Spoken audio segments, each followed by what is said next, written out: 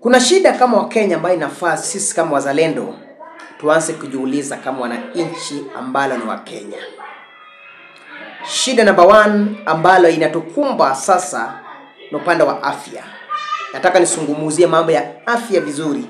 Ndio kila mtu tujielewe ya kwamba kwa nini tunasungumuzia mambo ya afya. Afya, kabla Uhuru Kenyatta ang'atuke kwenye uongozi ama kuenda kwenye retirement, ya kwamba mambo ya chanjo ya polio na mambo ya kliniki, kuna madawa huwa watoto wanapokea wakipelekwa kwa kliniki. Jambo ambalo ni ya fedheha ya kwamba dawa hizo haipatikani kwa wakati huu, na kuna wengi ama kama mambo ya polio na mambo ya chanjo ya mtoto, kuna zingine ambazo wanalipiwa kabisa, lakini kuna zingine ambazo siku hizi sasa haipo, haionekani, ni lazima ilipiwe. Masuala ya kupanga uzazi. Juzi niliona kwamba Wakenya wananungunika ya kwamba madawa ya kupanga uzazi haipo. Na hii ni jambo ambalo serikali kuu haizungumuzi, kwa sababu serikali ndiyo inafaa kupanga maisha ya wananchi.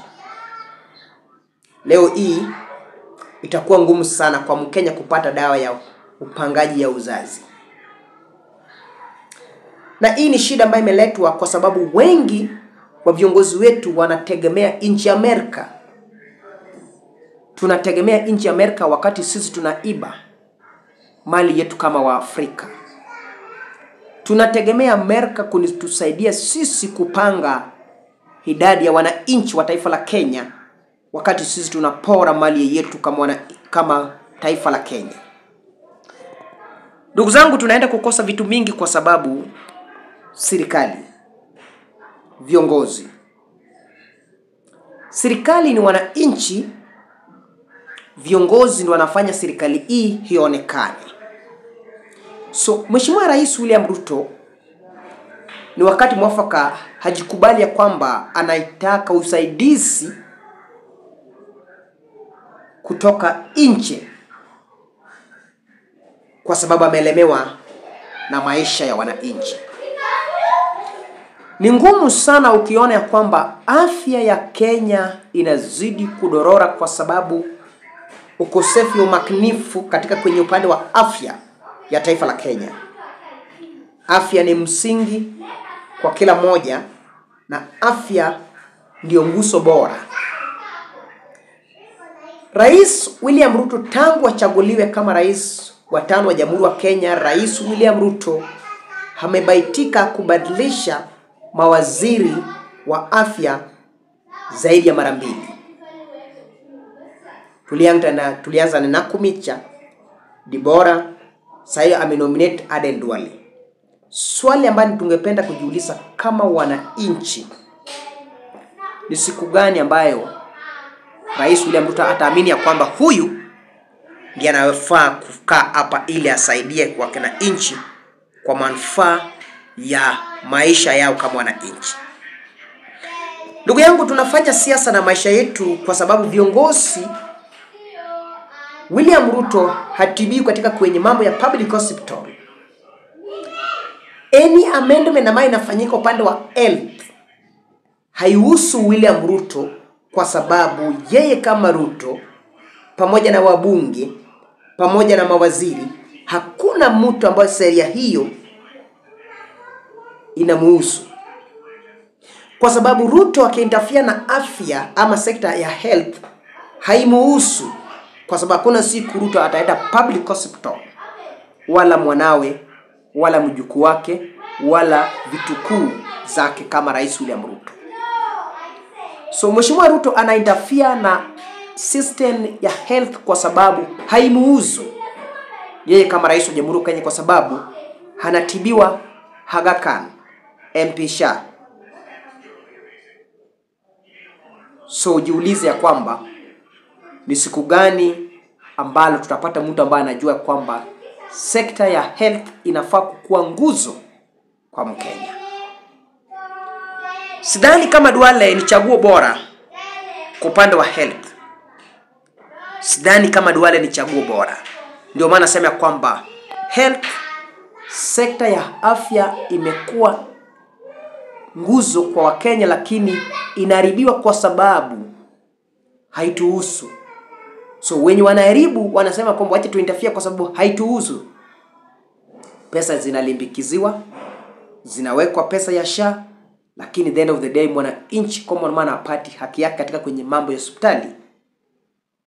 Ningependa kuambia Mkenya kwamba tunaelekea nchi mbaya kwa sababu ukosefu wa umakinifu katika serikali kuu na serikali za kaunti. Kuna baadhi ya hospitali ambao ukienda hawana jengo, hipo, dawa zipo, mashine zipo, madaktari hawapo, manasi pia hawapo. So ni bure, haina faida. So kuna vitu tunafaa kufanya. Tunajua kwamba Kenya ni wananchi wale wadogo ndio wenye Kenya, sio bwenyenye. Duale sio chaguo katika kwenye upande wa afya ya wana Kenya.